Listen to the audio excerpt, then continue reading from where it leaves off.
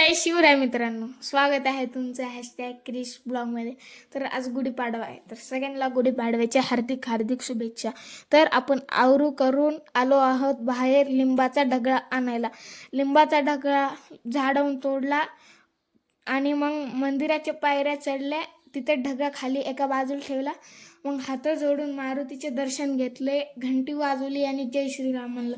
तिथून आपण आलो एरंड्याचे पानं आणायला. तिथं खूप अडचण होती, माझ्या पायाला काहीतरी वळवळ झालं.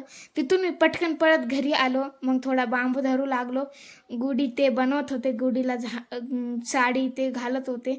मग गुढी उभा करायची वेळ आली. गुढी फायनली उभा राहिली आणि मग थोडे शूट घेतले गुढीचे. इकडून वेलाच्या खालून गुढी तर एकदमच भारी दिसत होती. मग आणखी झूम करून घेतलं, मग आणखी भारी दिसत होती. मग तिथं पूजेचं ताट तयार झालं. मग तिथं गुढीची तर पूजा होणारच.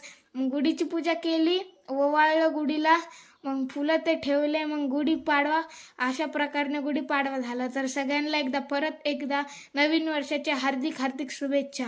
आणि गुढीपाडवा हे आपला नवीन वर्ष आहे. धन्यवाद.